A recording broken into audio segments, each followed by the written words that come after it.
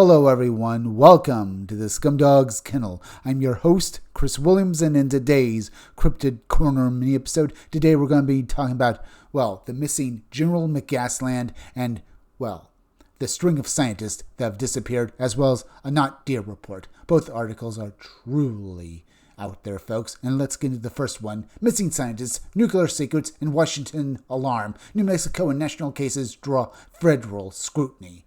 Let's get into this article now. A new federal controversy is building around a cluster of missing and deceased scientists, engineers, and researchers tied to aerospace, defense, nuclear, and advanced scientific work across the United States. On April 20th, 2026, House Oversight Chairman James Comer and Representative Eric Bolston formally sought briefings from federal agencies, arguing that if the public reporting is accurate, the pattern could represent a serious national security concern. What makes the story so volatile is not just the growing list of names, but the way several cases overlap with sensitive research, missing person investigations, and public speculation about whether the incidents are isolated tragedies, criminal acts, foreign targeting, or something else entirely. At this point, no official link has been established between the cases.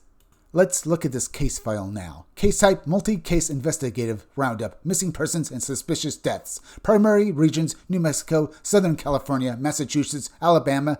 Key date, April 20th, 2026. Trigger event, House Oversight Investigation and Agency Briefing Requests. Federal agencies mentioned, FBI, Department of Energy, NASA, Pentagon, Department of War, White House, Review Apparatus.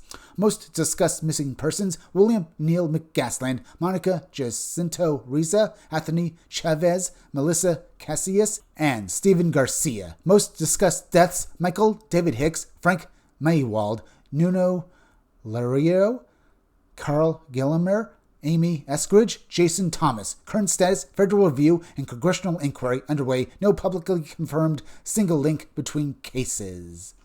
Indeed, folks, there is no link, but it's strange that all these people have disappeared. All of them except, General William Neal McGasland, who was part of the military, folks. All of them have links to various scientific disciplines. And the fact that all of them have gone missing in so short a span brings questions, folks. Questions we'll try to basically, come up with while we go through this, report. But let's get into this file now. This appears to be an unfolding investigative case file involving multiple incidents, official statements, and unresolved questions. Federal attention intensified after House investigators announced that they were examining recent public reporting about scientists and researchers with access to sensitive U.S. scientific information who had died or disappeared. In a letter dated April 20th, 2026, the House Committee on Oversight and Government Reform said the reports involved at least 10 individuals with connections to U.S. nuclear secrets or rocket technology and warned that, if accurate, the deaths and disappearances could represent a grave threat to U.S. national security and to personnel with access to scientific secrets. The committee's letter specifically cited the 2023 death of former NASA Jet Propulsion Laboratory scientist Michael David Hicks, the June 2025 disappearance of Monica Riza while hiking in California, and the February 2026 disappearance of retired Air Force Major General William Neal McGasland from his Albuquerque, New Mexico home. The letter also referenced allegations of a professional connection between Riza and McGasland stemming from earlier Air Force-funded advanced materials work. Public concern increased after White House Press Secretary Caroline Leavitt said federal agencies would seek more information, and after President Donald Trump told reporters he had just left a meeting on the matter, calling it pretty serious stuff, and saying more should be known within about a week and a half. Newsweek also reported that FBI Director Kaish Patel said the Bureau was investigating possible connections involving classified access and foreign actors.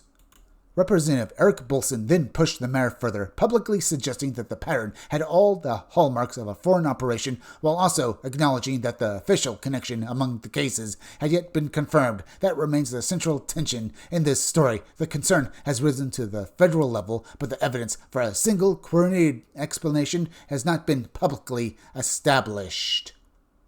Here are the core names currently drawing the most attention. Among the most discussed cases is William Neil McGasland, the retired Air Force Major General who disappeared on February 27, 2026 in Albuquerque. According to the report and the Bernalillo County Sheriff's Office release, he was last known to be at or near his residence in the Quill Run Court Northeast area, and he remains missing and is under active investigation. His phone, prescription glasses, and wearable devices were reportedly left behind. Another case is Monica Jacinto Riza, a JPL and Aerojet Rocketdyne aerospace engineer who disappeared on June 22, 2025 while hiking in the Angeles National Forest in California. Fox 11 Los Angeles reported that despite searches, no trace of her has been found, and officials have not confirmed any connection between her disappearance and the broader national list.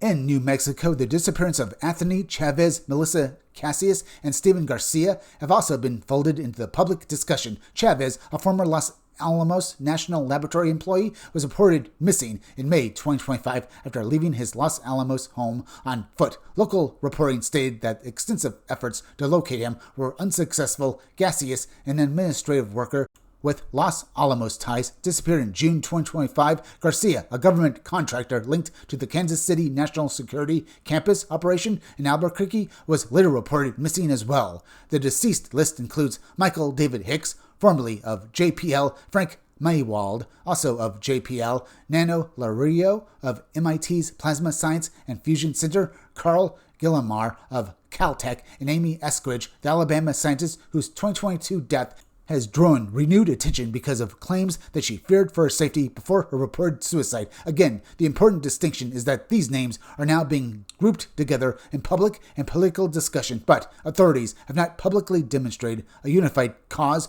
or network tying them all together.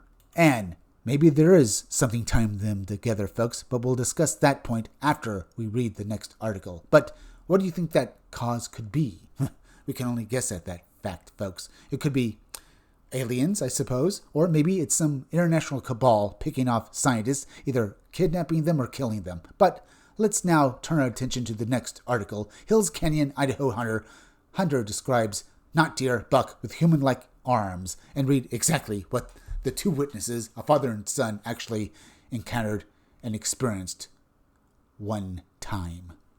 During a rifle hunt in the remote hills, Canyon County of northern Idaho, a teenage witness and his father reportedly watched an 8-point buck step into a clearing only to realize that something about its front limbs was badly wrong. The account stands out because both witnesses were experienced hunters. The observation was made at relatively close range through optics, and what they described does not fit the normal profile of a sick or injured deer. Indeed, folks, I imagine it wouldn't. Let's read on. A reader wrote to say that after hearing an earlier discussion about what some people now call a not deer, he was stunned to learn that others had reported similar experiences. He decided to share what he and his father experienced while hunting in the Hills Canyon area of northern Idaho, not far from where they lived. He said he was around 15 years old at the time and had already spent several years bow hunting with his father. That season, his father had finally decided he was old enough to begin rifle hunting.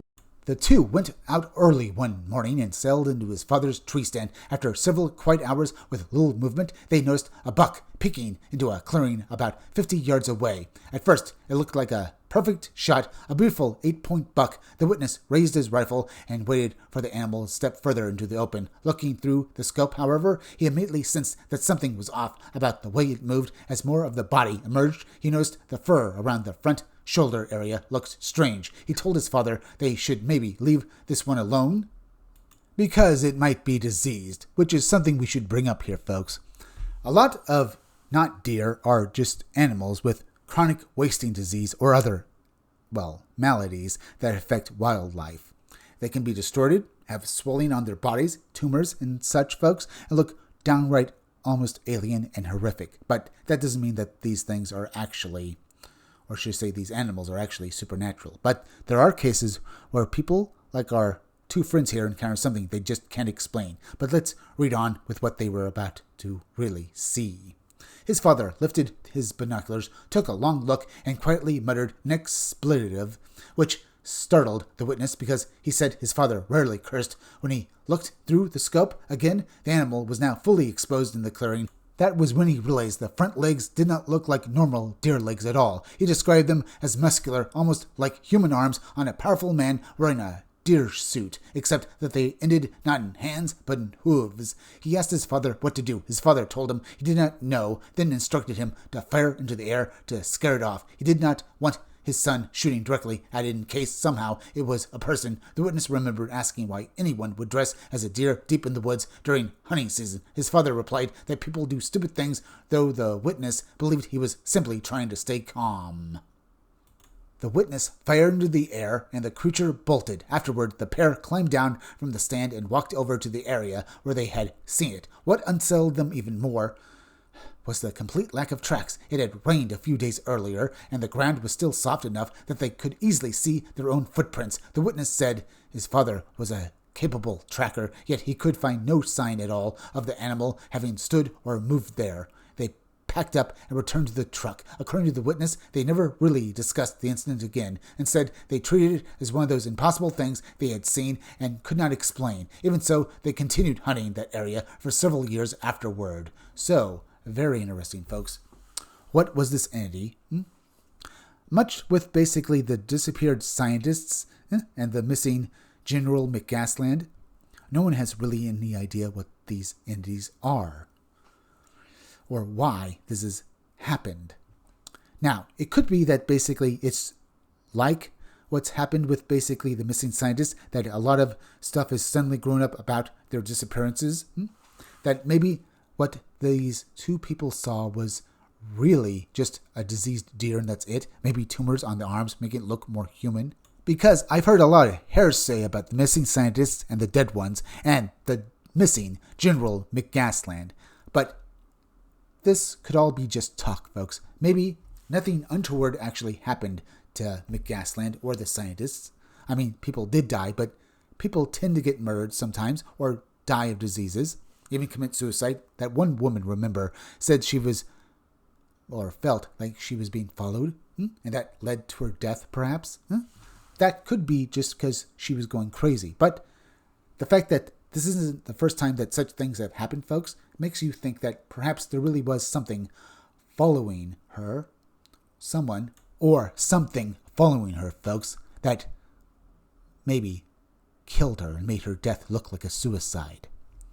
We have to ask, folks, does her family think that it was a suicide, or do you think that it's something else? Why have these people gone missing? Why have people died over this? What happened to General Neil McGasland?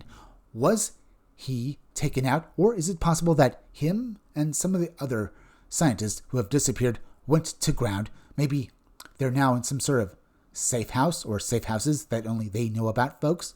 Remember, I've talked about this before. It's not a bad idea, and it could have some merit to our discussion here, folks. Maybe these people felt that someone was after them. Someone in our government, folks, that thought maybe these people were going to basically, become whistleblowers and talk about maybe secrets that they don't want out.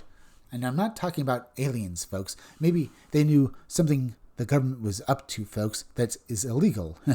And they wanted it to be known to the public. And this is why the government is now seeking these people and wanting to silence them.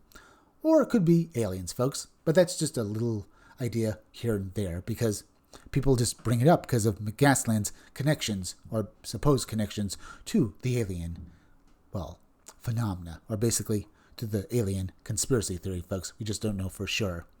But what about the not deer, folks? As I said, the thing about not deer, folks, is I've heard a lot of stories about these things, and they, do sound supernatural. But there are certainly a lot of stories of these, entities being perceived, and it's really just a diseased deer, and that's it, folks. So you could say it's like that.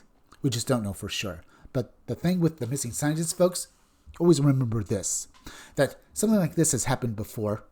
Over 10 years ago, the same sort of phenomena happened with scientists. Either they were dying or they were going missing. So I think there is something here, folks. Either way, we're now at the end, so please go subscribe to my YouTube channel. Read comics, they're bad for you. You can use the YouTube link down below in the descriptions or the chat to go subscribe me. Now, please hit that like button for me. Make sure you're still subscribed. Leave some comments down below. Hit that bell for notifications. Make sure to hit the part of the bell that'll give you all future notifications. And please share this video out. I'm Chris Williams from the Scumdogs Kennel. Thank you all for joining me. I'll be back again tomorrow with another great video, so be sure to come back again then. Until next time, folks, I'll see you all again soon.